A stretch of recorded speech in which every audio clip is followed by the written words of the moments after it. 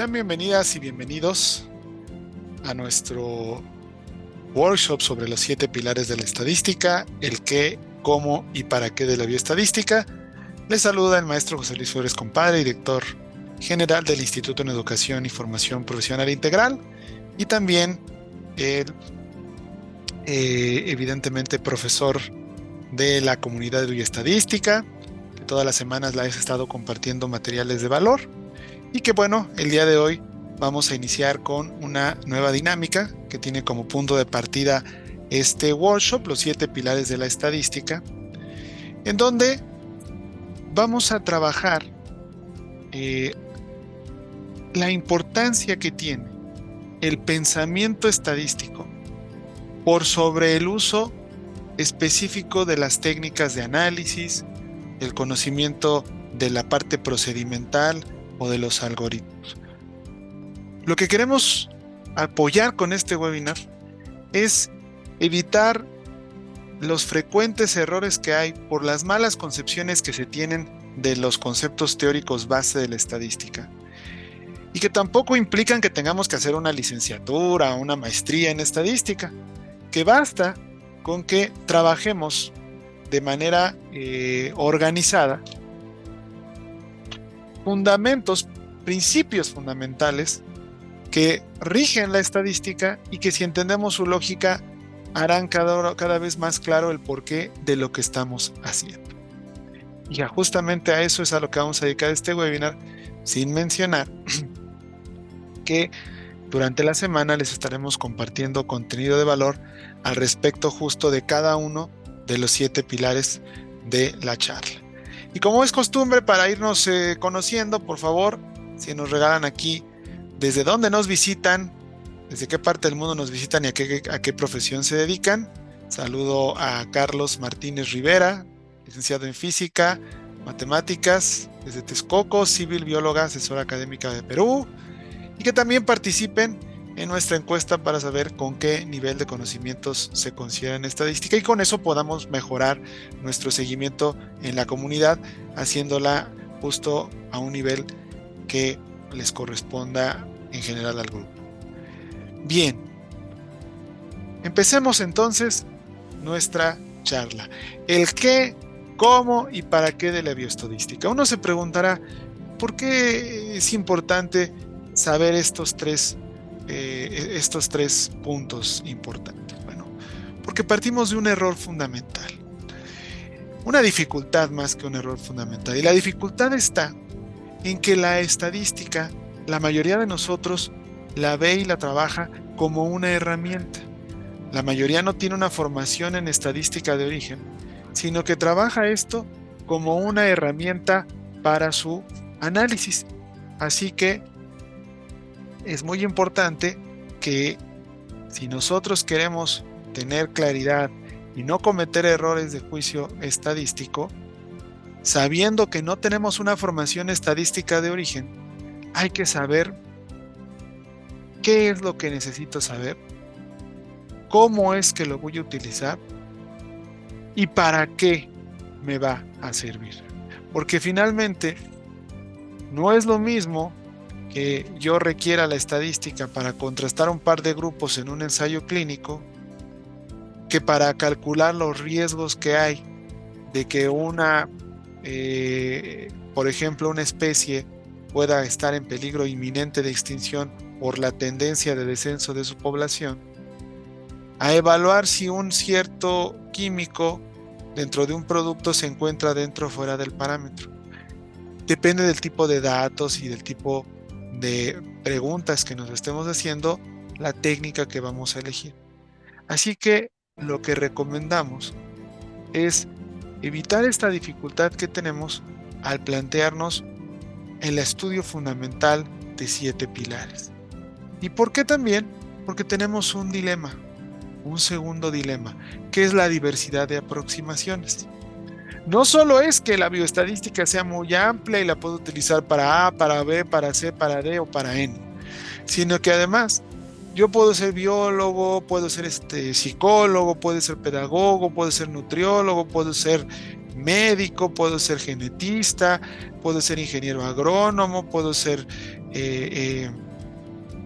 fitosólogo, bioquímico, ingeniero químico, químico farmacobiólogo. Podríamos enumerar una cantidad de carreras cuyas aproximaciones a la estadística han dependido de los currículums de sus licenciaturas o de su formación continua, y que probablemente no hemos sabido aproximarnos a la estadística, por lo que puede ser que o no hayamos llegado al lugar correcto, o sí hayamos llegado al lugar correcto, pero en la ruta hayamos olvidado que teníamos que recoger diferentes cosas, así que hemos recorrido el camino de manera incompleta.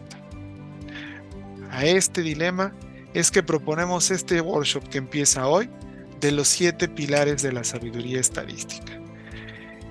7 pilares: la agregación, información, verosimilitud, intercomparación, regresión, diseño y residuo, que son fundamentales porque han sido parteaguas en la investigación en estadística en diferentes momentos históricos, y que se han recopilado a partir de un estudio histórico que ha hecho Stephen Stigler, porque hay que dar crédito a que esta charla y todo lo que veamos en ella está fundamentado en el libro Los 7 pilares de la sabiduría estadística.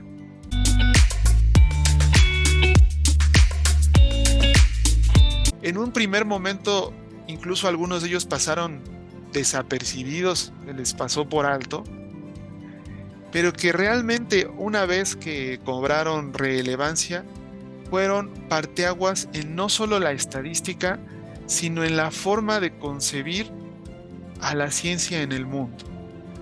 Parteaguas como en la ciencia lo fue la teoría de la evolución de Darwin, parteaguas de ese nivel. Y lo que hace Stigler es rastrear esos orígenes, algunos tan antiguos como 7,000 años atrás de la época actual, otros tan recientes como apenas 50 años de existencia, y cómo esos pilares, si nosotros nos enfocamos primero en comprenderlos, antes de meternos en el uso de la estadística, en encontrar las herramientas adecuadas, en dominar un software estadístico, o incluso ya el tratar de llevar la estadística a terrenos de programación o inteligencia artificial, como hoy en día se está haciendo en el análisis de la Big Data o en la ciencia de datos, que están generando herramientas con aprendizaje e inteligencia artificial que permiten que las mismas máquinas puedan hacer análisis estadísticos totalmente cambiantes en tiempo real, es decir, se adapten a los datos y mejoren sus modelos. Primero tenemos que comprender justamente estos 7 pilares que propone Stigler: el pilar de la agregación, de la información, de la verosimilitud, la intercomparación, la regresión, el diseño y el residuo. Pero no solamente es comprender la parte teórica, ¿no? Sí, hay que saber qué es, pero hay que saber cómo y para qué se utiliza en la estadística. Vamos a rastrear técnicas relacionadas a estos interesantes pilares, y después, a lo largo de la semana, vamos a ir compartiendo cómo desarrollar algunas de esas técnicas importantes de cada uno de esos pilares de la estadística. Pero lo que van a notar al final de la semana, incluso al final de este workshop, es que justamente este dilema de rutas, de no saber si estamos en el camino correcto, si sí llegamos, pero nos faltó recoger en el camino algunos elementos que pasamos por alto, o realmente no llegamos a la meta. Espero esto haya sido resuelto, insisto, al final de esta reunión. Bueno, pues vamos a concentrarnos entonces en recorrer estos pilares. Aquí ya les dejo la cita de la obra del autor. Puede conseguir en español, en inglés, que es la lengua original de Stigler. Pero vamos a enfocarnos en el recorrido de cada uno de los pilares.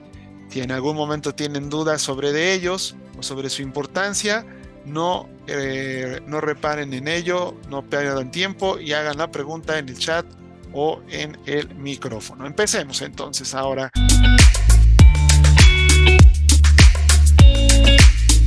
con esto. El primer pilar, la agregación. Este no es el primer pilar simplemente de manera casual. Es el primer pilar porque realmente sobre de él está soportada mucho de lo que hoy en día conocemos como la ciencia de datos o el análisis de Big Data. El principio de agregación se refiere simplemente, sencillo de entender, al proceso de combinar múltiples valores, varios datos de muestras de poblaciones que pueden ser de cientos, miles o millones de datos, en un solo resumen, en un solo valor que simplifica ese análisis y además nos da una imagen completa de cómo se están comportando esos datos. Por eso quise utilizar esta imagen, que de hecho, sabe de paso, la generamos con inteligencia artificial, para ver qué concepción tenía la inteligencia artificial de este principio de agregación si lo tuviera que plasmar en una obra artística. Y me encantó el resultado, porque podemos ver cómo cada elemento por lo aislado, cada dato, podría ser cada puntito aquí, algunos más chicos, algunos más grandes, unos rectangulares, otros con figuras más complejas. Si yo tratara de verlos en aislado, pues probablemente no entendería absolutamente nada, me perdería en ese mar de datos. Pero si encuentro la manera de sintetizarlos, no me refiero solo a agruparlos, porque para eso hay otro principio, no, sino a buscar un dato que los agregue en un solo valor, como lo hace justamente el contorno de esta figura, que evidentemente me muestra que lo que se está viendo ahí es un rostro, un perfil humano. Con una sola imagen completa puedo identificar que eso es un rostro, perdiendo de vista entonces esos datos en aislado. Y ese es el principio de agregación, que se ilustra de manera maravillosa en un concepto que seguramente ustedes han utilizado incontables veces, que es el promedio o la media, que fue revolucionario. Ahorita incluso hablaremos un poco más de ese concepto, porque permitió de manera muy sencilla, a través de un análisis matemático realmente sencillo, de poder tomar cantidades vastas de datos y con uno solo darnos una idea de cómo se estaban comportando en general, sabiendo que se toma en cuenta con ese dato no solamente a cada uno de los datos, sino que también pues se toman en cuenta desde los datos más pequeños hasta los datos más grandes, pasando por los datos intermedios, tomando en cuenta los que más se repiten, los que menos se repiten, es decir, tomando a todos, lo que nos permite tener una idea un poquito más próxima de lo que está ocurriendo en ese conjunto. Pero eso solo por hablar de uno, ahorita vamos a hablar de un poco más. ¿Vale? ¿Para qué se utiliza este principio de agregación? Pues, se utiliza para la reducción de la variabilidad. ¿Sí? Si yo tengo en un conjunto de datos y yo estoy viendo cuántos en un cultivo, cuántos tipos de plagas le están aquejando, ¿no? Pero pues simplemente los tengo en una tabla sin organizar, sin saber si la plaga 1 se está presentando solamente en 3 o 4 hortalizas y la plaga 2 se está presentando en 7 y 8, o sin saber qué tanto eso represente proporcionalmente, bueno, 7 u 8 hortalizas representan el 3% del cultivo, las 27 hortalizas de al lado ya representan el 30%, es un poquito más importante, es otra plaga. Vaya, reduce esta variabilidad que los datos pueden tener, porque pues finalmente son datos aleatorios, simplifica la información como lo hace la media, eficientiza el análisis y por supuesto mejora la interpretación estadística. Y me gusta mucho cómo lo retrata Stigler en su obra, porque utiliza un recurso de la literatura. No sé si ustedes ya hayan leído en algún momento a Jorge Luis Borges o su cuento de Funes el Memorioso, publica en el 42, y que habla sobre Irineo Funes, una persona que tenía lo que hoy llamaríamos un trastorno neuropsicológico y de origen probablemente neurológico. Es una capacidad de memoria impresionante, es decir, podía recordar prácticamente todo lo que hubiera pasado en todo el tiempo que estuvo vivo de manera perfectamente clara, el 100% de la información, ¿no? A las 3 de la tarde del 27 de junio del 1985, ¿qué estabas haciendo? Te voy a decir exactamente qué, dónde, con quién estaba, qué estaba haciendo. Pero el problema era que tenía tanta cantidad de información en la memoria que pues era incapaz de pensar. No podía finalmente analizar esa información, pensar sobre esa información, ¿no? Estaba totalmente cooptado por los datos, ¿no? Borges incluso escribe: pensar es olvidar diferencias, es generalizar, es abstraer, ¿no? En el abarrotado mundo de Funes no había sino detalles casi inmediatos. Y justamente esto es lo que el principio de agregación puede hacer por nosotros. Stigler menciona en su interesante obra de los pilares que Funes es como el Big Data sin estadística.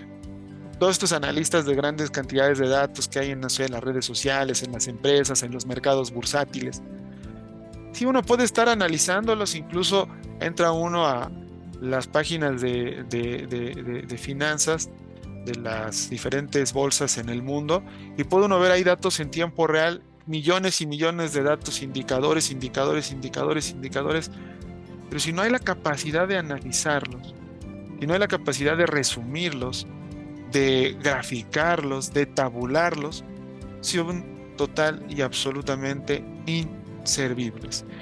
Y hoy en día muchas veces en estas nociones del uso de la bioestadística se está tratando de pensar más en cómo almacenar esos datos y cómo tenerlos ahí bien codificados, sin pensar que al final de cuentas, hasta que no los pueda yo sintetizar, resumir pues y organizar, no voy a poder interpretarlos en lo absoluto. Y eso es lo que hace el principio de agregación.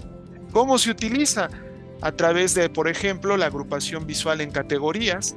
Ya sabes, estas tablas para datos agrupados, en donde tú, en lugar de tener 1.000.000 de datos sueltos, tú puedes decir cuáles son los valores, por ejemplo, de estatura de los bebés nacidos en el último año en un país X.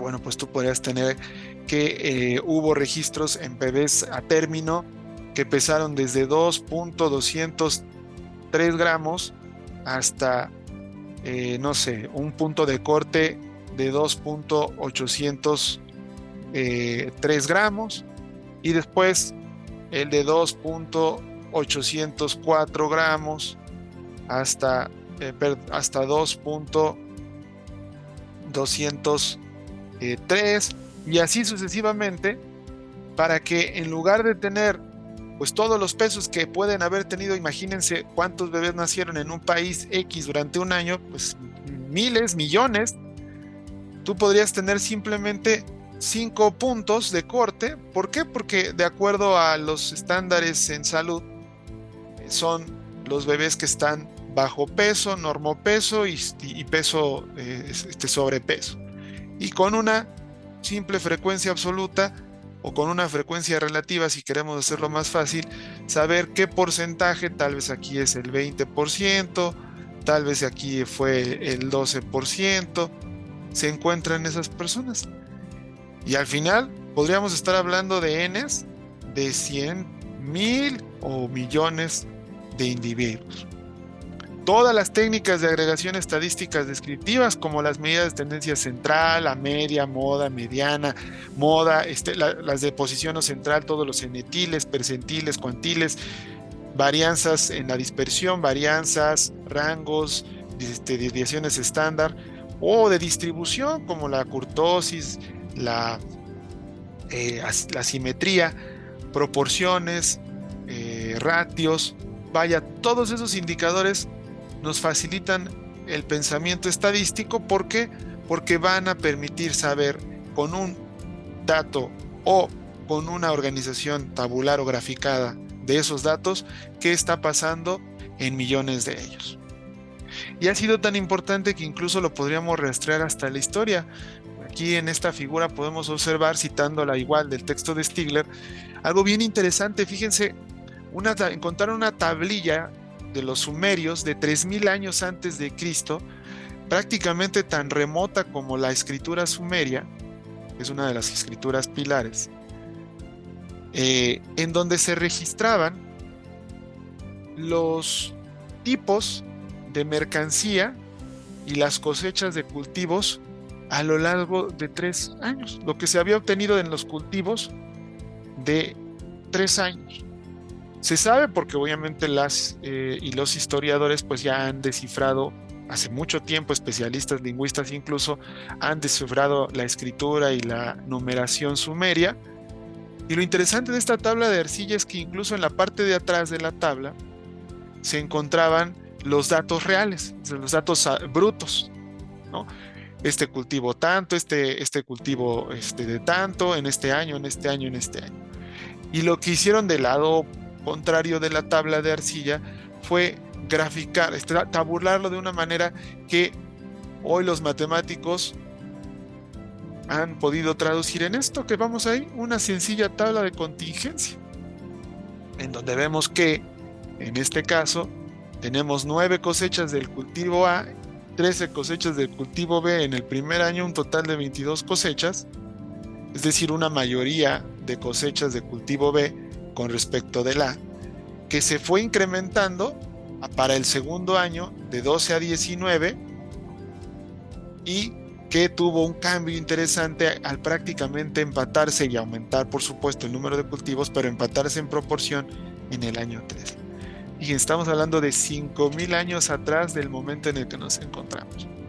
¿Vale? Entonces, para este principio de agregación, el día lunes, nos vamos a estar acompañando con un material, un contenido de valor, en donde mostramos cuáles son los principales estadísticos de agregación, cuándo se deben utilizar de acuerdo al tipo de datos, si son datos continuos o si son datos discretos pero cuantitativos, o si son datos totalmente cualitativos como los nominales y ordinales, que evidentemente con ese tipo de estadístico descriptivo, ¿qué puedo hacer de manera inferencial? Por ejemplo, con una media puedo pasar a una TD-Student, con las varianzas puedo pasar a las ANOVAs, a las test de homogeneidad del EBN, y cómo utilizar algunos de ellos con la herramienta de algún software estadístico. Eso les vamos a compartir el lunes.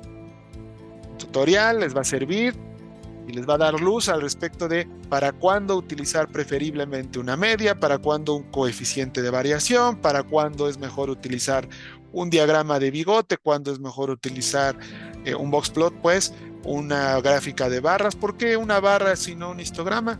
Ese tipo de conceptos les quedarán con ese material el lunes. Pero este primer pilar, el pilar de la agregación.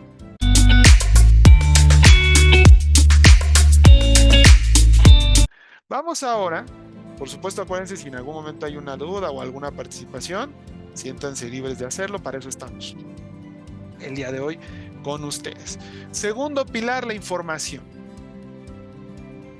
La información y la medición de la información. ¿Qué es este pilar?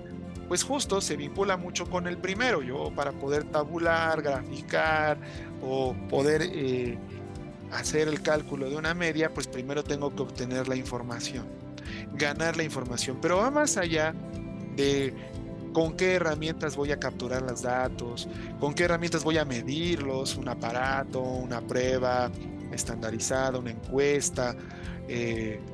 Más allá de eso, es cómo se relacionan estas ganancias o datos que vamos teniendo de las observaciones, si mientras más datos mejor, o mientras menos datos mejor, y cómo se adquiere esa información. Incluso cómo esa información en sí misma puede ser analizada independientemente de que nosotros, digamos, hayamos estado involucrados o no en su recuperación, que es lo que hoy en día se hace con la minería de datos, ¿no? Los datos llegan porque los está recuperando una red social, Facebook.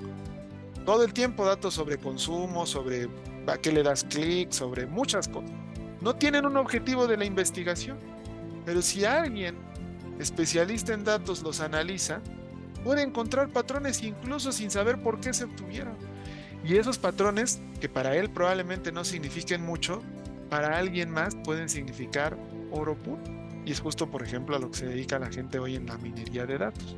Pero igual, este interesante pilar que ahorita vamos a ver para qué se utiliza con precisión y cómo, a partir de cómo o con qué herramientas lo hacen, es tan viejo igual como la historia de la humanidad misma, son miles de años. Ya incluso Galeno, este médico y filósofo, había planteado una paradoja, bueno, había retomado una paradoja que es muy viejita, que es la paradoja del montón, que se basa en un viejo adagio que los griegos utilizaban, que decía, un grano de arena no constituye un montón. A pesar de que sepamos que los montones de arena están constituidos de granos y de granos y de granos, pues no, un solo grano no constituye al montón, ¿no? Galeno planteó como un problema de relevancia estadística esta paradoja a partir de un debate entre un par de especialistas en salud o médicos en nuestra época, les llamaríamos médicos. Uno con una aproximación dogmática y en otro con una aproximación empirista.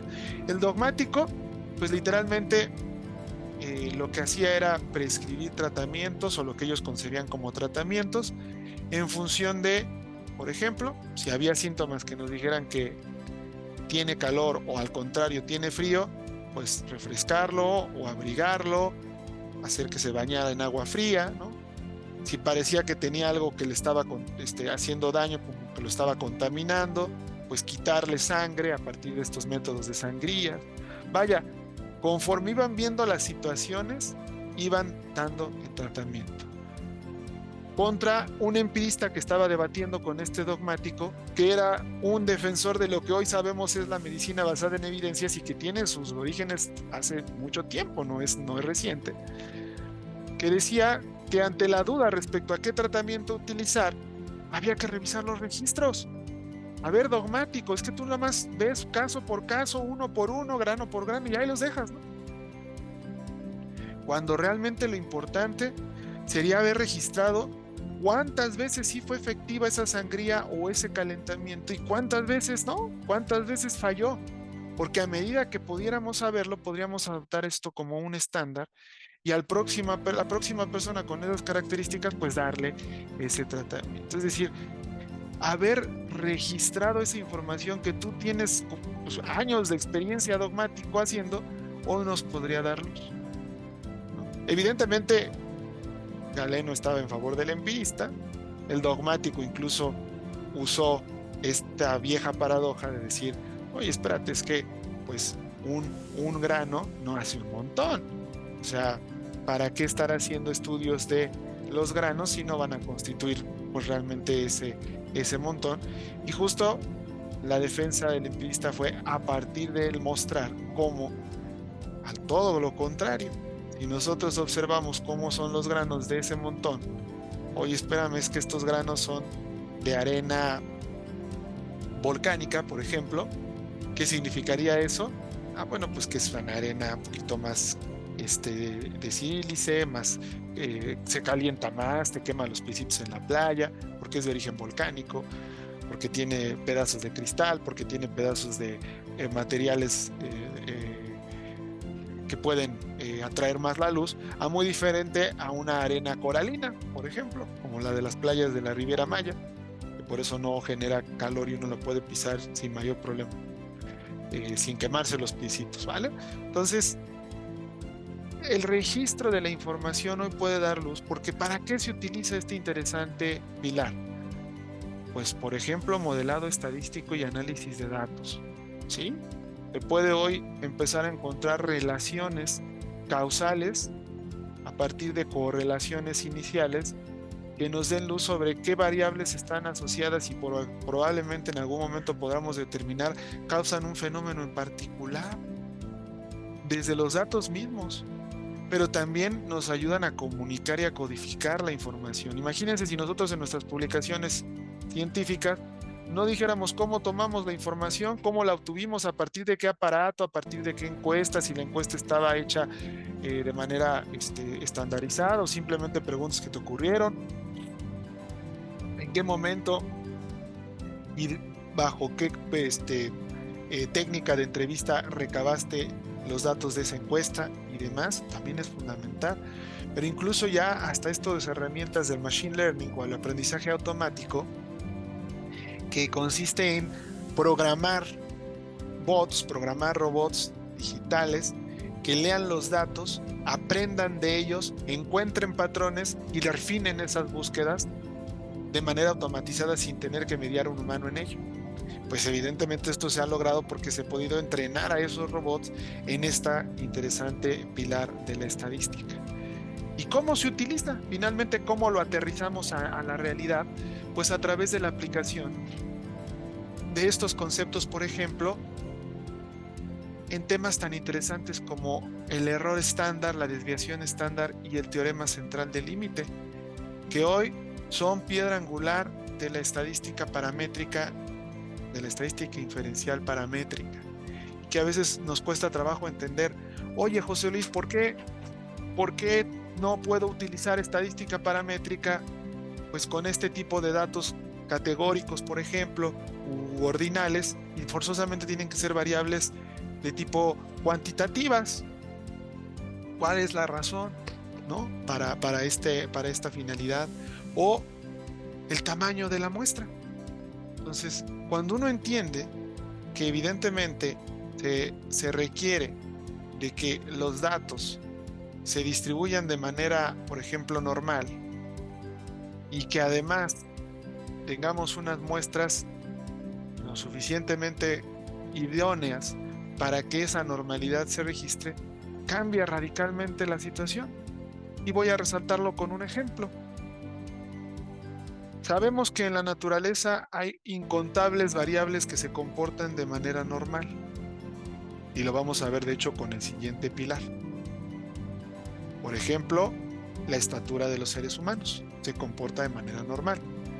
Es decir, hay seres humanos que tienen una mucho mayor estatura, unos que tienen estatura muy baja, pero la mayoría se van a encontrar en torno de un valor central al que llamamos media, y si además la distribución es muy ajustada a esta normalidad, su mediana, su media, es decir, el valor que divide a la distribución en dos partes iguales, y su moda, la estatura que más se repetiría en esta distribución de esta muestra, se encuentran juntas todas al centro de la distribución misma, haciendo notar que son muy pocos los que tienen mucha estatura y muy pocos los que tienen muy baja estatura. La mayoría se encuentran aquí, y por mayoría me refiero pues al 90% de las personas que se van a encontrar prácticamente a una desviación estándar y media por arriba y por debajo. Entonces, la desviación estándar nos permite comprender esa variabilidad, por supuesto, pero es la distribución normal la que nos permite ver cómo se comporta una variable. Sin embargo, muchas personas dicen, ¿cómo puede ser que esta distribución sea el parámetro central de la estadística inferencial paramétrica si no todas las variables de naturaleza se comportan normales? Sería una limitante bastante importante, ¿no creen? Oye, espérame, no todas las variables se distribuyen de manera normal. Y como no todas se distribuyen de manera normal, entonces no voy a poder aplicar esa interesante aproximación a todo. ¿Qué crees? Si bien es cierto, la naturaleza de todas las variables no son normales, se desarrolló un teorema, el teorema central del límite que estamos viendo aquí, junto con el teorema de Chebyshev, que está relacionado, en donde estos matemáticos demostraron que cuando una n tiende a crecer en una muestra con una desviación estándar de 1 y una media 0, a medida que esta muestra crezca, se tenderá cada vez a ajustar más y más y más a la normalidad, e incluso estará siendo cada vez más estrecha. Sin importar que de origen esa variable no se comporte normal, por el hecho de aumentar su tamaño de muestra, cada vez va a ser más probable que esa gran cantidad de datos, en este caso son animalitos que vemos ahí en la imagen, se comporten de manera normal. Y de ahí, por ejemplo, surge ese clásico número de 30, en donde muchos de mis estudiantes me dicen, profe, es que yo leí en 20,000 libros que para usar una prueba paramétrica requiero más de 30 datos. No, no es cierto. Les decía la semana pasada, para usar una prueba paramétrica yo requiero datos normales. Si con 3 datos, muy poco probable, encuentro normalidad, puedo utilizar. Pero habrá ocasiones en donde yo tenga 15 datos, 10 datos, incluso 8 datos y se comporte de manera normal, pues continúo. Pero si quiero que esto sea más probable, esto solamente va a ocurrir en muestras, en variables que de por sí se comportan de manera normal, como la estatura de los individuos. Pero si no tengo esa garantía, la mejor forma de garantizarla, pues, la normalidad de esos datos y utilizar para ello una herramienta paramétrica es una muestra mayor a 30. Y eso lo sabemos por cómo se utiliza este concepto de noción de información, este pilar centrado en este interesante teorema.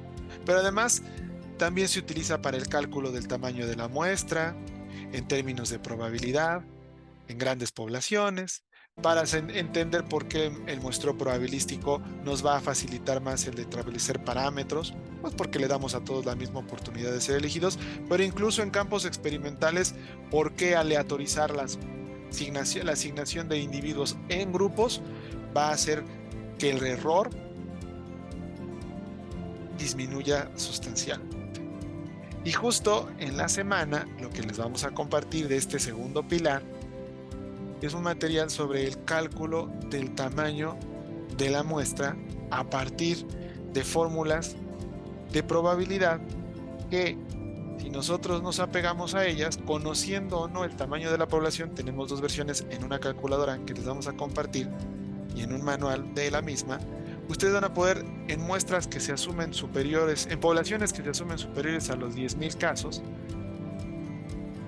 calcular a partir de esa herramienta tamaños mínimos de muestra que van a hacer que muy probablemente, si lo adjuntan con un muestreo probabilístico estratificado por racimos o aleatorio simple, su probabilidad de error o sesgo en sus datos va a disminuir hasta menos del 5%, que es un estándar normal.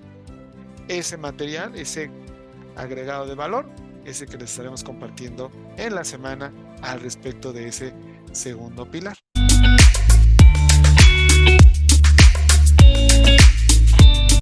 Tercer pilar, la verosimilitud.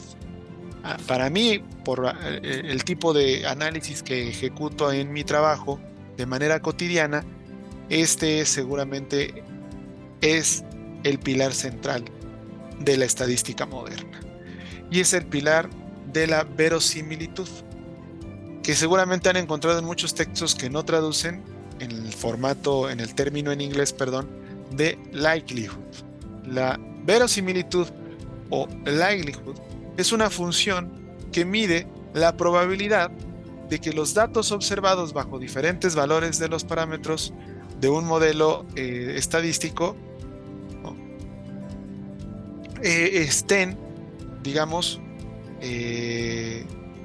representando una realidad, que estén representando un fenómeno y no simplemente el azar, es decir, un error. Que estemos claros de que lo que yo estoy viendo en los datos se originó por alguna relación de dependencia, de causalidad, por el efecto de una variable que se le puso en el estudio, o por un fenómeno poblacional que está ocurriendo a nivel epidemiológico, y no simplemente a la casualidad y al error. Lo que hace la verosimilitud es eliminar lo más posible, hasta un 99.9%, la probabilidad de que eso que yo estoy aceptando se deba a el azar, a un error y no realmente a la naturaleza de las cosas. Y es un principio que Albornoz examinó hace ya siglo y medio en el exceso de nacimientos masculinos sobre los femeninos en 82 años, fíjense. La gente en el siglo XIX tenía mucho tiempo. Y entonces se puso literalmente a registrar la probabilidad de que durante esos 82 años en listas de natalidad que estaban a su disposición, por un balance de probabilidad, se estuvieran presentando los nacimientos de niños y niñas con este ligero incremento de niños por sobre niñas que hay a nivel mundial. Estamos casi 50-50, ciertamente, pero hay un ligero incremento en los hombres. Y además es 50-50. Sobre todo porque Albornoz había hecho una crítica a la teoría de la probabilidad que se encontraba en ese momento, que planteaba que si tenemos solo dos opciones, una variable dicotómica, la probabilidad de que ocurra una u otra es exactamente igual al 50%. Cuando lanzamos una moneda, por ejemplo, si yo lanzo una moneda y solo tiene dos lados, el lado A y el lado B, la probabilidad de que caiga el lado A y que caiga el lado B es un balance exacto del 50. Bueno, ya no Albornoz, sino otro grupo interesante de estadísticos se dieron a la tarea, fíjense, y esto lo hicieron de a de veras, ya en la actualidad se hace con herramientas más avanzadas, pero se pusieron a hacer lanzamientos de monedas, registrando de qué lado caían, hasta llegar a superar los 10,000 lanzamientos de monedas. Y se dieron cuenta que realmente no se mantenía esto, que a medida que seguíamos lanzando y lanzando la moneda, la probabilidad de que hubiera un balance exacto, es decir, si fuera esto una balanza, igual de equilibrados los nacimientos de las niñas que de los niños, iba disminuyendo de sí el 50% que se encuentra en dos lanzamientos hasta 0.08 era la probabilidad que en 10,000 lanzamientos se mantuviera el 50-50. Ya no se iba a mantener, iba a haber un cambio. Y entonces decía Albornoz, que además estaba haciendo una defensa religiosa, ni siquiera matemática, que el hecho de que durante 82 años se mantuviera siempre constante una proporción ligeramente mayor de hombres, pero constante sobre las mujeres, en miles de casos de niños nacidos durante 82 años, no podía explicarse de otra manera que la divina providencia. Es decir, que como los hombres y los machos de las especies morían porque eran los que en teoría iban a cazar y corrían más riesgo, Dios decía, hay que dar un poquito más de machos para que la especie no vaya a estar en riesgo. ¿Y qué crees?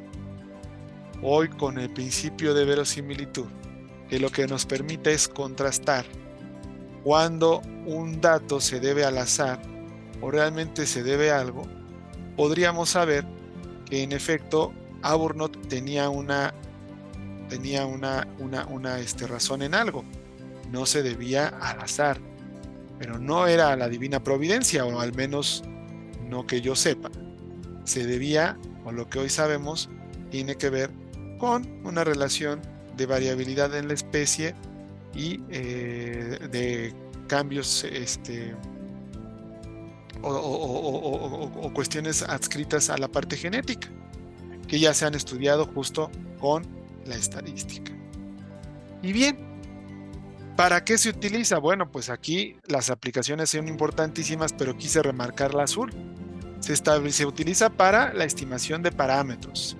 ¿Sí? Si yo quiero, por supuesto, tener un parámetro del índice glicémico que debe tener una persona en ayuno para saber que es saludable, y que seguramente no me lo sé, pero va como de 90 a 99, de 80 a 99, algo así, pues que ese parámetro sea confiable, y que si yo encuentro a alguien en 108, pues sepa que ya está por arriba del parámetro. ¿Por qué? Porque este parámetro ha sido calculado con un principio de verosimilitud en donde sabemos que hay un 95 o hasta 99.9% de probabilidad de que se deba a la naturaleza del fenómeno y no a un error. Así que puedo tomar ahora a cualquier individuo y compararlo con él y decir, estás bien. Para eso se desarrolló en un primer momento, pero también son fundamentales o fueron piedras angulares de dos aproximaciones que ahorita hablaremos, son la estadística bayesiana y la estadística frecuentista. Pero su principal punto de utilizarse, su objetivo de utilizar este elemento es la famosa prueba de hipótesis, que la semana pasada hablamos bastante de ello en el primer webinar, en el primer workshop, porque estuvimos viendo cómo la prueba de hipótesis es confiable, sí, porque utiliza este preciso principio de verosimilitud, en donde si yo rechazo la hipótesis nula es porque tengo muy poca probabilidad de que esa hipótesis sea verdadera. Así que la rechazo y prefiero quedarme con la alternativa de que hay una diferencia, porque esa diferencia es altamente probable que sea correcta, y además si calculo la potencia puedo saber con qué con qué potencia puedo estar yo seguro de que esa diferencia es estadísticamente significativa, así como con qué confianza tengo de haber rechazado la hipótesis nula. Esa prueba de hipótesis, su piedra fundamental, es el principio de verosimilitud. La teoría de la probabilidad, las teorías de la probabilidad y las teorías del análisis de probabilidad que están en esa base son lo que hoy permitieron tener la prueba de hipótesis. ¿Y cuáles son esos dos primeros prácticas en las que se puede ilustrar su uso? Pues una es la estadística frecuentista y la otra es la estadística bayesiana. Y justo aquí es bien interesante, porque la estadística frecuentista es la que hoy utilizamos para esto de aceptar o rechazar hipótesis nulas con base en los valores de probabilidad que se comparan contra el nivel alfa que platicábamos la semana pasada. El cálculo del valor P es el fundamento nodal central de la estadística frecuentista. ¿Por qué? Porque lo que hace es basarse en la probabilidad de que un evento esté ocurriendo a partir de un gran número de repetición de esas probabilidades o de ese evento que pudiera ocurrir, pero asumiendo que va a ocurrir, lo cual es su única debilidad o su debilidad principal. Mientras que por su contraparte, otra aproximación estadística que incluso es más remota, es mucho más añeja, es la estadística bayesiana, que toma su nombre del teorema de Bayes, este matemático que formuló una manera distinta de calcular las probabilidades, basados más bien en la evidencia que se tiene. Es decir, conforme se va sumando evidencia, ¿no?, yo voy perfeccionando el cálculo de la probabilidad de que eso sea correcto. Entonces es a posteriori, mientras que la frecuentista es a priori. Yo a priori defino la probabilidad de cometer un error, a priori defino la potencia o la probabilidad de no cometer otro, y con base en ello decido a partir del tamaño de una diferencia que ubico.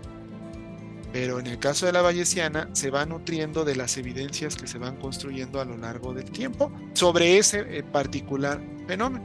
Por eso hoy en día se está utilizando mucho esta perspectiva bayesiana, incluso se está recuperando en softwares como SPSS, por ejemplo, que ya tiene un módulo de estadística bayesiana, porque en algunos, sobre todo en series de tiempo, por ejemplo, es muy útil esta aproximación.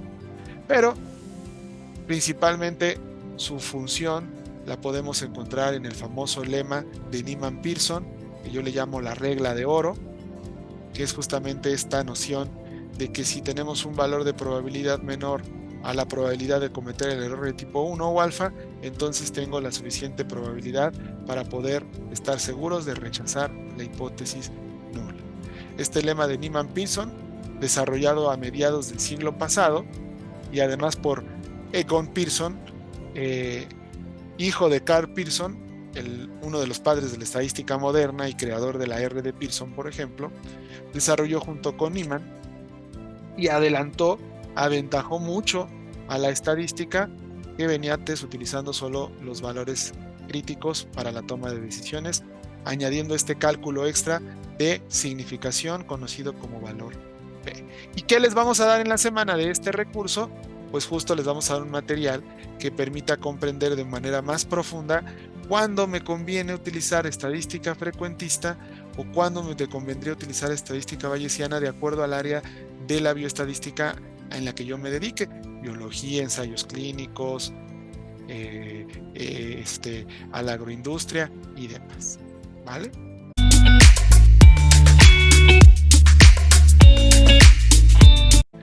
Cuarto pilar. El cuarto pilar es la intercomparación. Y fíjense, este pilar tiene un origen muy divertido. Bueno, divertido para los que nos gusta la cerveza. Seguramente reconocerán ahí una cerveza oscura, la cerveza Guinness Draught, una cerveza irlandesa, caracterizada no solamente por su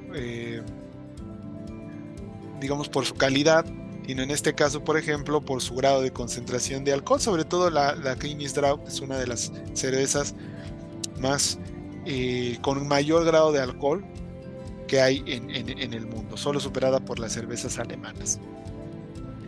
Pero ustedes dirán, ¿y por qué tiene el profe la Guinness? ¿Por qué nos está antojando una cerveza ahorita a estas tan tempranas horas del día? Pues porque fíjate, el cuarto pilar de la intercomparación es la idea de que se pueden realizar comparaciones estadísticas estrictamente en términos de la variación de los datos internos y no de criterios externos. Hace rato poníamos el ejemplo del parámetro. Yo tengo un parámetro de 90 a 99, este es un dato externo.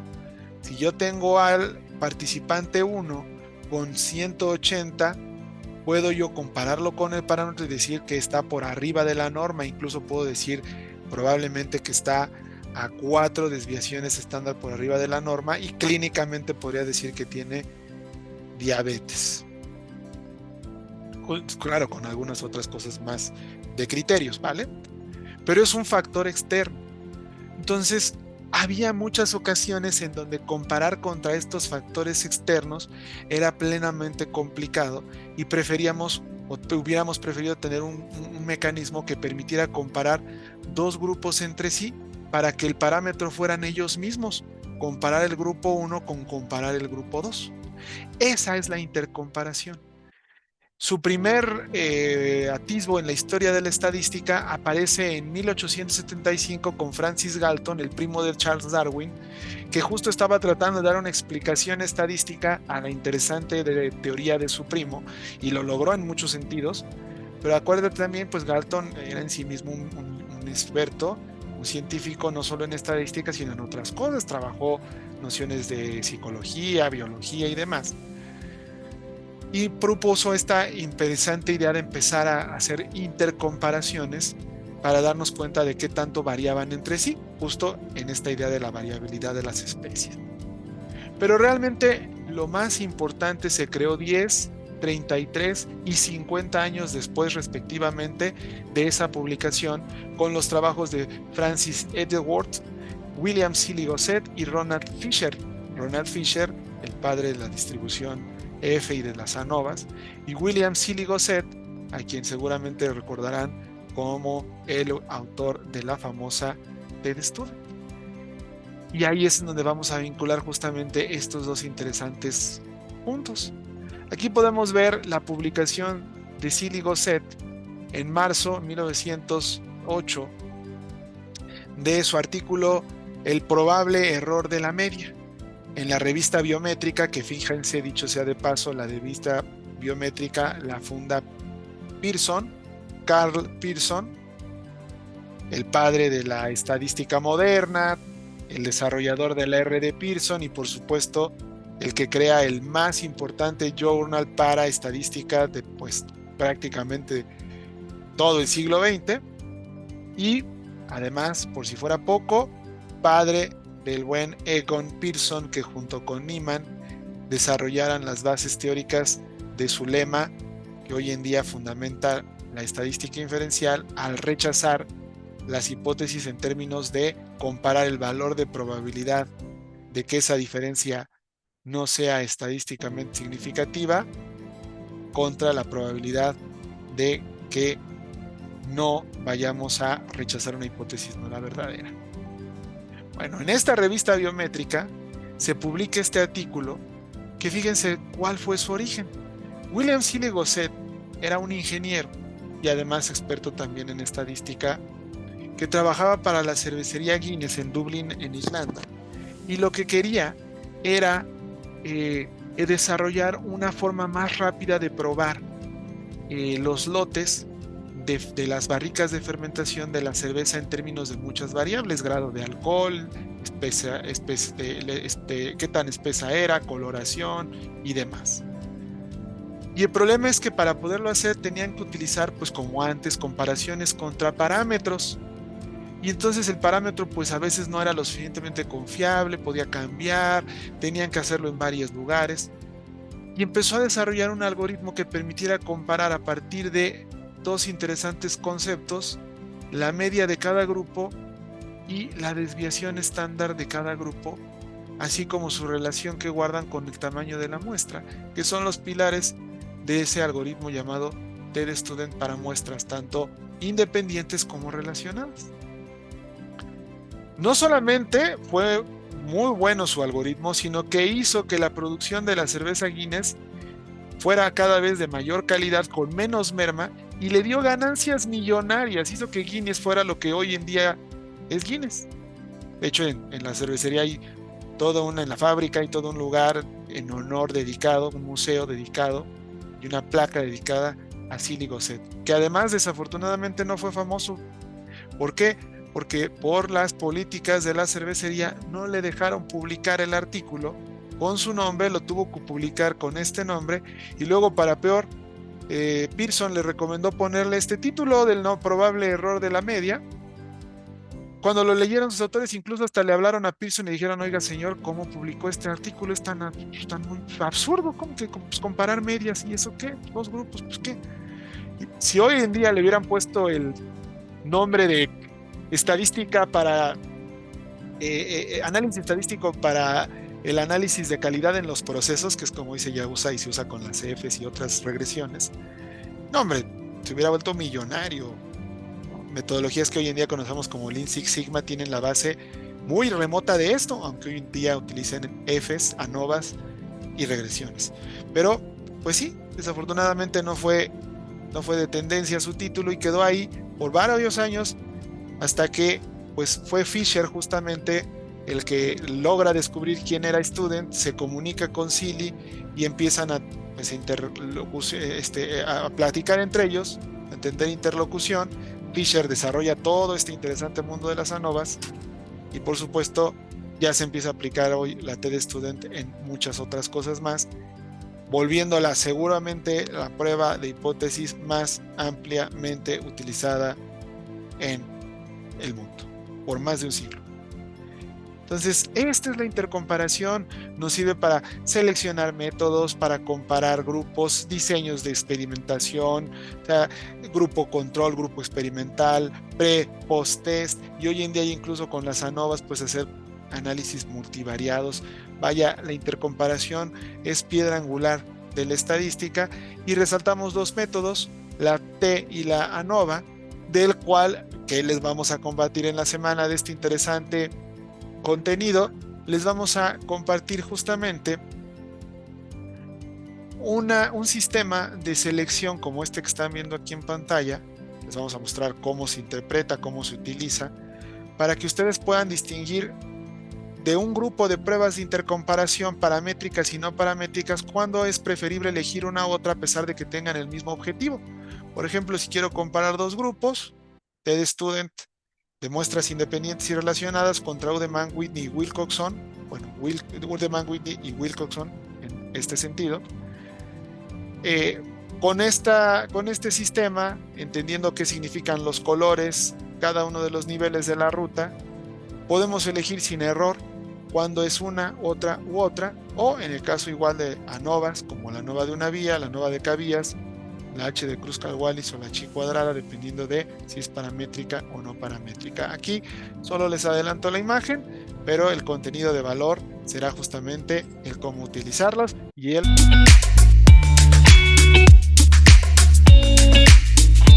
manualito. Quinto pilar, ya vamos, estos pilares son un poquito más sencillos, bueno, no son más sencillos, pero más sintéticos de explicar ahora. El quinto pilar es la regresión y este es un fenómeno estadístico también muy interesante. Es el famoso concepto de la regresión a la media. La regresión a la media es un fenómeno estadístico que se encontró por el cual valores extremos o muy altos o valores muy bajos en una distribución tienden a acercarse a la media en mediciones subsecuentes. Fíjate qué interesante. O sea, tienen que ser variables que se originen en muestras que pueden engendrar otras muestras y luego otras muestras y luego otras muestras. Es decir, cuando en una población empieza a haber valores muy altos de esa variable, a la siguiente serie de tiempo, a la siguiente generación, parecerá que hay un regreso porque esos elementos de análisis que dieron, que tenían altos valores, dieron resultado o dieron origen a elementos nuevos con valores más bajos. Y este fenómeno se ha vuelto incluso hoy en día pues ya un fenómeno que se ha evaluado en diferentes variables y en diferentes poblaciones y ha mostrado pues solidez. Incluso es una manera también distinta, pero elegante diría yo, de demostrar el teorema de la normalidad, el principio de la normalidad y la campana de Gauss. El concepto fue introducido otra vez por un famoso conocido, Galton, Sir Francis Galton, el 10 de septiembre en el 85, en una presentación en Aberdeen, Escocia, ya ahora desarrollándola, cuando lo desarrolló porque estaba midiendo las estaturas de padres e hijos. Porque acuérdense, Galton estaba buscando demostrar la teoría de la evolución de su primo Darwin a partir de valores matemáticos, estadísticos. Darwin decía que las especies se van mejorando con el tiempo por la variabilidad que tenemos. Aquellas diferencias que nos dan ventajas para sobrevivir se van manteniendo y eso a lo largo de miles, cientos y millones de años va moldeando la especie hasta cambiarla. Pero entonces alguien dijo, oye, ¿y la estatura, por ejemplo? Y se sabe que cada vez somos un poquitito más altos, como que la alimentación, la calidad de vida ha hecho que el humano cada vez un poquitito más alto. Pero si esta fuese una tendencia, pues significa que cada vez vamos a ser más altos, hijos de gente alta va a dar hijos más altos, por ejemplo. Acuérdense que también se usaron estos principios eugenésicos en el siglo XX para hablar de que había especies o razas superiores. Uno podría pensar, bueno, pues entonces si padres altos van a dar hijos altos y se va a propagar esa característica, pues vamos a hacer que los altos se casen entre sí para que los hijos sean cada vez más altos, fuertes y bonachones y sobrevivamos como especie. ¿Y qué crees que encontró interesantemente Galton? Que esto no ocurría. La gráfica que aquí vemos la publica y es bien interesante porque mira, de este lado podemos ver la altura, de este lado la desviación en pulgadas y podemos ver aquí el valor de los padres y el valor de los niños. Y vemos que cuando había padres más bajos, los hijos tendían a desviarse más siendo más altos. Padres bajitos daban hijos altos. Y esta tendencia tenía un punto de cruce en donde a cierta estatura, que es la estatura media, normal, los papás tenían hijos normales de su estatura. Y conforme tendríamos cada vez papás más altos, al contrario, los hijos parecían irse regresando, desviándose más de sus papás. ¿Hacia dónde? Hacia el centro. ¿Qué está en el centro? La media. Si nosotros graficáramos esto a partir de otro elemento clave, encontraríamos que es el fundamento de la distribución normal. Porque a pesar de que haya elementos muy altos, no sé, de 2 o más metros de estatura, y elementos muy bajos de menos de 1.5 metros de estatura, la mayoría van a estar aquí. Ese interesante patrón hizo que finalmente se constituyera esta parte de la regresión a la media. Incluso fíjense algo bien ya histórico, desarrolló Galton un aparatito hecho con clavos, donde ponía aquí balines, dejaba caer esos balines de manera, pues pasaban por este embudo, iban cayendo a lo largo de esta pirámide en estas barras, y interesantemente conforme iban cayendo iban mostrando una curva, mostrando que la mayoría de las canicas caían en los iones centrales y solo una minoría se iban alejando.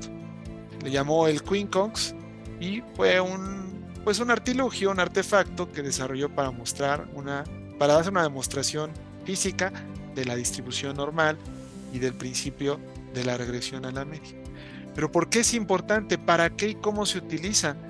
Pues en el diseño y estudio de datos ayuda a evitar errores, sobre todo en interpretación de resultados, por ejemplo, en estudios de series de tiempo longitudinales. ¿Por qué? Pues porque sabemos que con el tiempo, ¿no?, a pesar de que en algún momento veamos que un grupo se eleva, al siguiente serie de tiempo probablemente regrese a términos normales. 2. Es vital, por ejemplo, denme un segundito, quisiera ilustrar esto con... ¿Ya vieron? Es una especie de quincunx.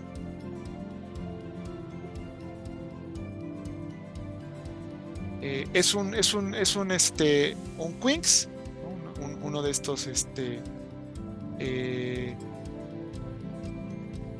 artefactos, pero ya un poquito más moderno, no de plástico, hecho por un grupo de investigadores hindúes.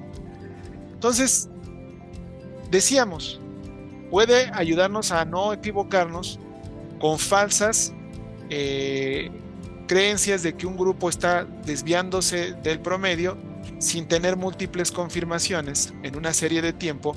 ¿Por qué? Porque, como dice el viejo adagio en México, una golondrina no hace el verano. En la serie de tiempo 3 podemos ver un incremento que para la 4 y la 5 ya regresó a la media, y lo que se observó fue un fenómeno de regresión a la media.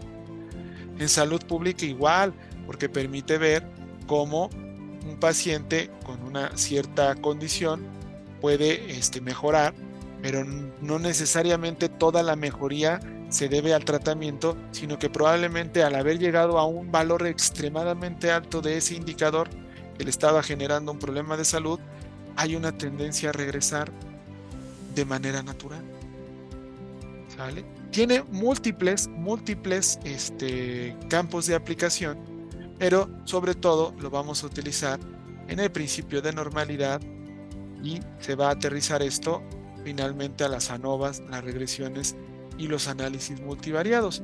Y justo a este respecto, lo que les vamos a compartir, este interesante pilar en la semana, es cómo esta noción de regresión a la media puede generar hoy en día modelos de análisis regresionales y de análisis multivariados, como la regresión lineal y el análisis de supervivencia, que permiten, uno, predecir cuándo un evento va a ocurrir en función de variables, como la regresión logística, y el otro, cuánto tiempo vamos a mantener una cierta condición en función de unas ciertas condiciones. Cuando ya ha pasado ese tiempo, ya no se mantiene, por lo que ya no hay supervivencia. Y les vamos a compartir 2 tutoriales de cómo llevar a cabo esos análisis de manera sencilla a partir del uso de un software.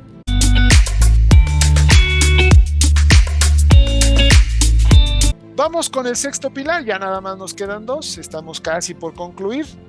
No se desanimen, espero que lo que estamos acá trabajando les esté sirviendo o les vaya a servir, y sobre todo lo que les vamos a ir compartiendo en la semana.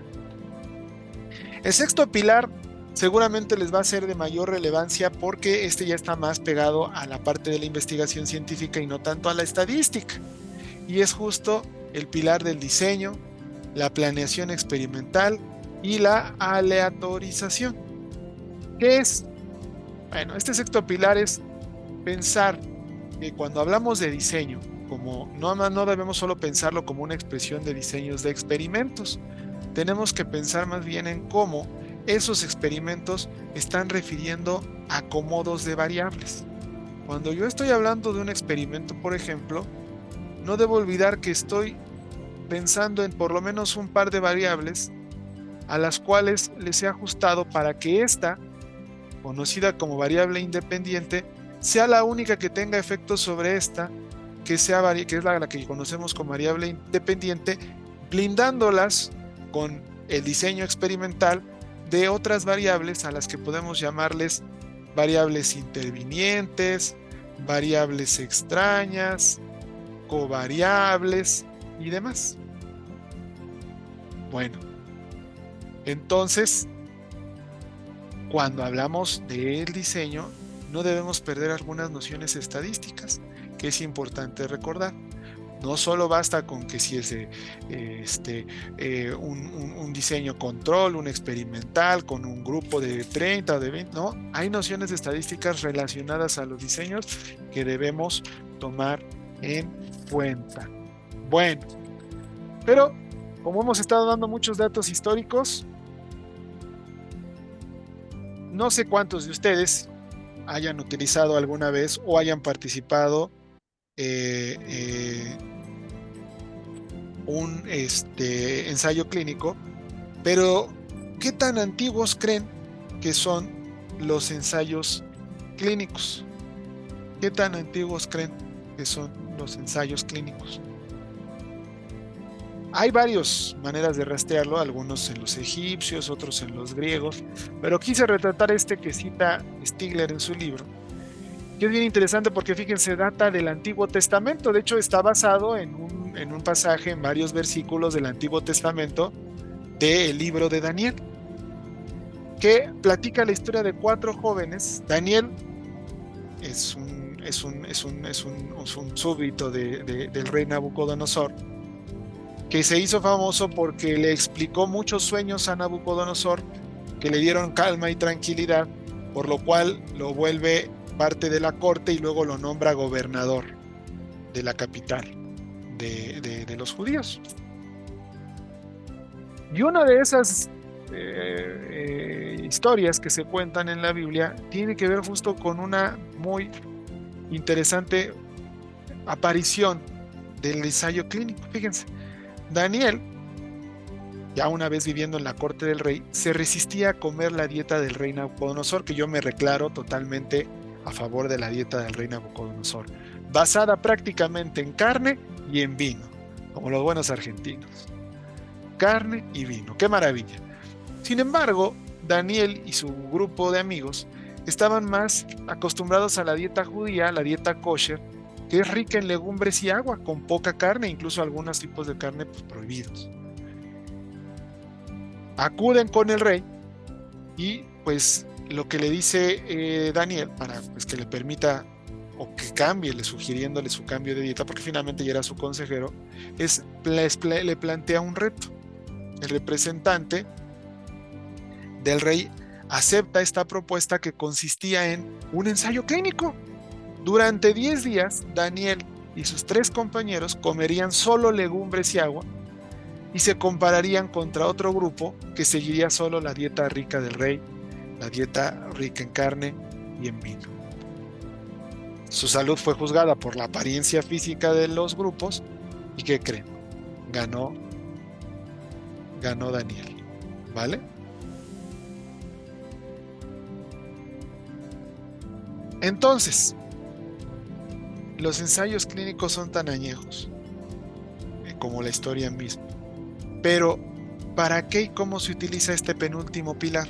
Bueno, la noción estadística es fundamental aquí, porque primero, por ejemplo, tengo que comprender los grupos, porque esto afecta a la estadística. ¿Los grupos son independientes o son relacionados? Si son independientes, significa que hay un grupo control versus un grupo experimental, porque las unidades de análisis son diferentes.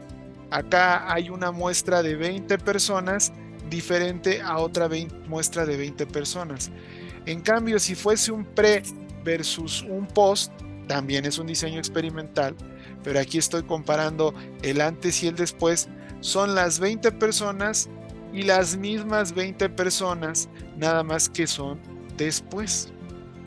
Esto afecta el análisis estadístico, Por ejemplo, si estoy aplicando una prueba paramétrica, en este sí aplicaría el principio de la homocedasticidad, porque estamos trabajando con distintas poblaciones.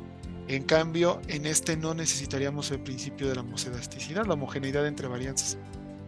Claro, en ambos sí se necesitaría lo de la normalidad. Incluso las pruebas, una TD Student como de la que ya hemos hablado, tiene una versión para grupos relacionados y otra para grupos independientes.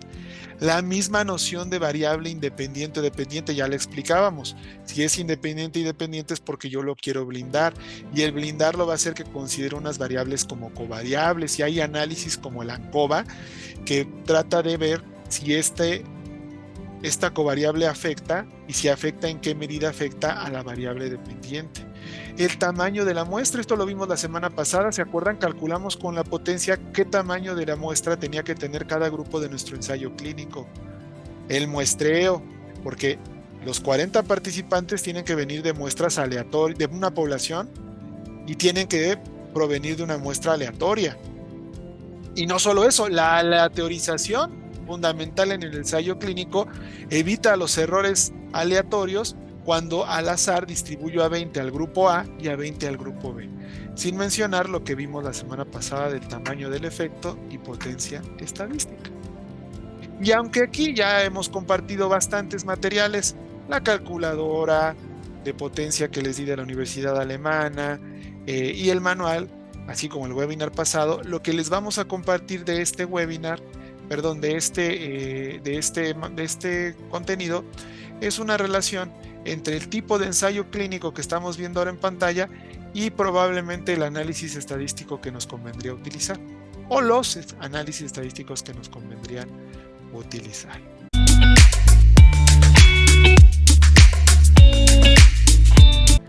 Y ahora sí, por último, hemos llegado al séptimo pilar, conocido como el residuo o el análisis de residuos, y que este ya es un pilar de avanzada.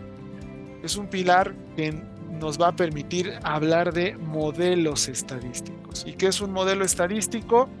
Pues es una forma de poder, a través de una estructura de variables, dar una explicación de un fenómeno de la realidad, o encontrar qué variables explican o predicen la ocurrencia de un fenómeno en la realidad.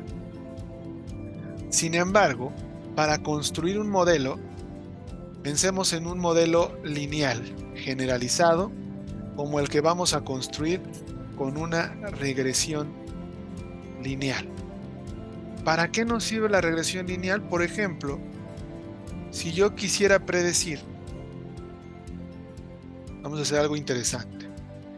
Yo quiero predecir cuánto gana o va a ganar una persona en función de qué cantidad de conocimientos y habilidades estadísticas tiene.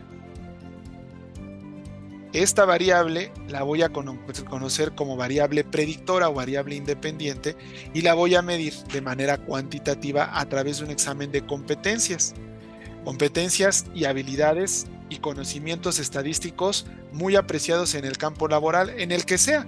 Debe haber un examen para bioestadística, otro para, dentro de la bioestadística, uno para epidemiología, otro para ensayos clínicos, otro para el desarrollo de medicinas biocomparables, genética, la agroindustria, la biología, psicología y demás.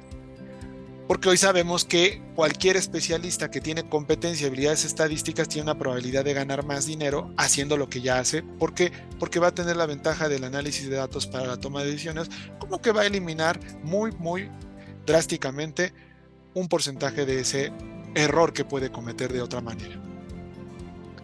Así que, ¿cómo construir un modelo de regresión que permita predecir esto? Pues tendría que irme a una N bastante importante, no sé, unos por lo menos 380 especialistas en una sola rama, por ejemplo, especialistas en ensayos clínicos, que evidentemente les voy a medir las dos variables, la variable dependiente dinero, la variable independiente competencias y habilidades estadísticas, y por supuesto voy a tener que ver que se cumplan una serie de criterios, porque al final, si yo tengo un modelo como este, vamos a tener aquí las mediciones de los 380, con la cual voy a generar un modelo lineal con una ecuación que me va a permitir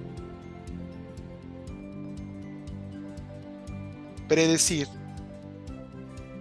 a partir del valor que tengas en X, es decir, cuántos conocimientos y habilidades tienes, y dos coeficientes beta que se crearon al generar el modelo lineal generalizado.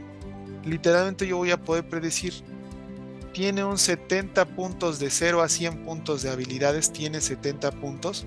Si tiene 70 puntos, esa persona tiene que estar ganando por alrededor de los $2,500 mensuales. Perfecto. ¿Por qué? Porque el modelo ha predecido una regresión, una relación lineal como esta de tipo positivo. A mayor cantidad de conocimiento, más gana. Pero para que este modelo sea confiable, lo que explica la cantidad de efecto que mide o que tiene o que explica los conocimientos, habilidades y competencias estadísticas por sobre el dinero que gano, tiene que ser mayor a eso que no logro explicar. Y eso que no logro explicar, que queda lejos del modelo, se le llaman residuos.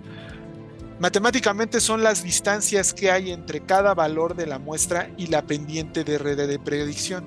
Mientras más cercano estén a este punto, más se ajusta al modelo y mejor se va a predecir el sueldo en función de los conocimientos. Mientras más alejados estén los puntos, menos se va a predecir. Los residuos son estas distancias. Y tú dirás, como un concepto tan, pues parece tan particular, tan fino, tan detallado de la estadística puede ser un pilar, porque del estudio de los residuos se han generado todos los modelos que hoy conocemos, los logísticos, nominales y ordinales, los Probit, los lineales generalizados, no generalizados, los no lineales, curvilíneos. Se han basado en los residuos para ver de qué manera se puede lidiar mejor con ellos. Para muestra baste un botón. Para poder utilizar un modelo general como este, por ejemplo, yo tengo que probar que haya normalidad, pero esa normalidad yo no la voy a probar primero en la variable X y luego en la variable Y, como se haría para una prueba de hipótesis como una ANOVA, como una TestStudent. No, yo lo tengo que probar en los residuos. Y para eso hay un procedimiento estadístico.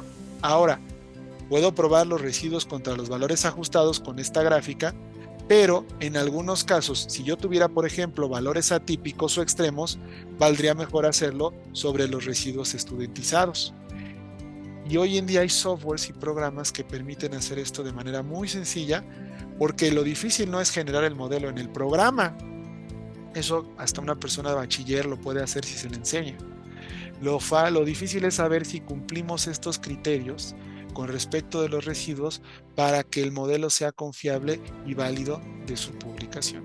Es más, si tú quisieras saber qué tan bueno o malo es un modelo, deberías de ver el tamaño o forma de sus residuos.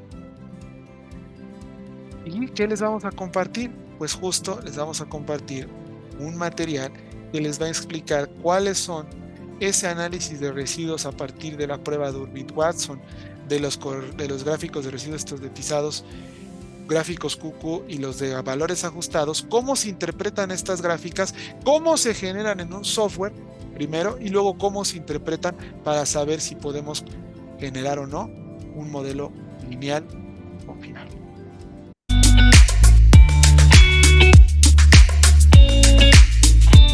Y con eso habemos acabado ese camino que hemos hoy empezado de darles contenidos que permitan no solo comprender estos pilares que ya les hemos puesto, sino que además les permitan aterrizarlos en la estadística, pero sobre todo lo que quiero que quede claro, o lo que quiero que ustedes se lleven en esta comunidad, es que observen la importancia tan radical que tiene el no solo conocer la técnica estadística, sino entender cuál es la lógica que subyace en ella. Porque hoy en día la estadística ya se está usando cada vez más en cosas como el Big Data, que es trabajar los datos en sí mismos para saber qué nos dicen.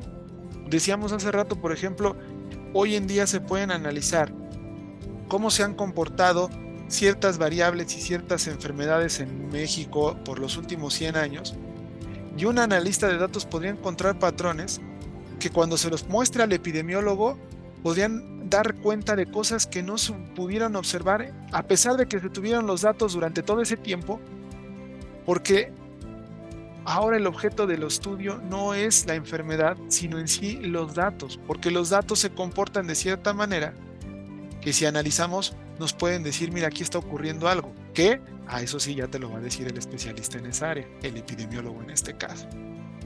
Y hoy incluso se hacen programas de computación autoprogramables y que además aprenden, famosa inteligencia artificial y machine learning, que además pueden aprender a analizar los datos en tiempo real y encontrar ellos mismos patrones sin tener que estarlos acompañando todo el tiempo. Es decir, se van adaptando. Pero en conclusión de estos 7 pilares, Stigler cierra su obra volviendo a Borges, pero ahora ya no a Funes el Memorioso, sino al jardín de los senderos que se bifurcan. Escribe este cuento en 1941 y toma esta analogía cuando, como dice él, una conclusión ha sido juzgada razonablemente cierta tras un viaje tortuoso que involucró muchas decisiones. Es decir, ¿cuál sería mi vida o mi destino si en lugar de haber tomado el camino A, mejor me hubiera ido a tomar el camino B? Son tantas las posibilidades que el destino a veces es incierto.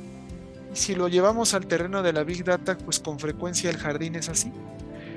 Todos los ajustes, las calibraciones, el uso correcto de los datos siguen siendo útiles en la pregunta central de hacia dónde se va a bifurcar ese sendero, pero sigue la pregunta: ¿se transferirían exitosamente si las vemos desde el exterior? Es decir, no desde el problema, sino desde fuera.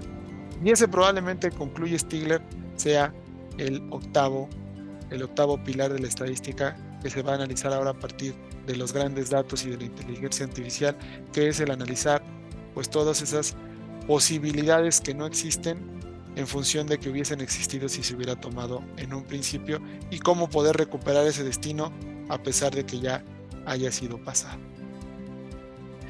Pues bien, hemos llegado al final de este webinar. Vamos, por supuesto, a dejarles a su disposición el material como la vez pasada. Es más, voy a dejar de una vez encendido todo. Yo lo fui cerrando para que se pudieran concentrar si nos iban siguiendo en la computadora, escenario por escenario. Y pues me gustaría saber pues alguna duda, si encuentran esto útil, ¿no? ¿Para qué aplicarían estos pilares o alguno de ellos en su quehacer profesional? ¿O a cuál de esos pilares le encuentran un mayor, por ejemplo, beneficio? ¿A la agregación, a la información, a la verosimilitud, a la intercomparación, a la regresión, al diseño o a los residuos. ¿A cuál ustedes le podrían encontrar un mayor beneficio o uso? Perfecto, pues si no hay más dudas, muchísimas gracias por su participación. Siga en contacto con nosotros en nuestra comunidad. Nos seguimos viendo en línea, nos seguimos viendo en WhatsApp. Mucho ánimo